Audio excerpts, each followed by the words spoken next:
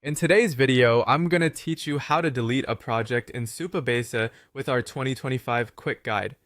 This step-by-step tutorial is designed to make the entire process simple and clear, so you can manage your projects efficiently. Let's begin by navigating to the Supabase website. Open your preferred web browser and type in the Supabase URL, or simply search for Supabase in your favorite search engine and click on the official link. Once you're on the home page, direct your attention to the top right corner of the page where you'll see a button labeled Dashboard. Go ahead and click on this Dashboard button to proceed.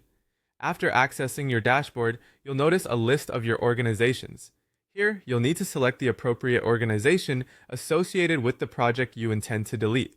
So, scan through your list of organizations if you have multiple, and click on the correct one. Now, within your selected organization, proceed to locate the specific project you want to delete. As you find it, click on your projects to open its detailed view.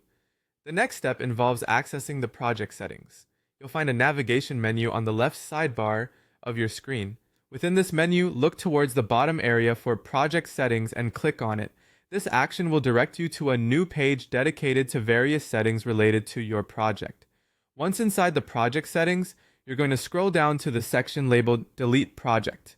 The Delete Project option is typically located towards the bottom of your screen. Click on this option to initiate the deletion process. At this stage, a pop-up or prompt will likely appear, asking you to confirm your decision. To move forward, you'll need to type in the exact name of the project in question. This verification step ensures that the deletion is intentional, helping to prevent accidental loss of data. After entering the project name, your final action is to confirm the deletion.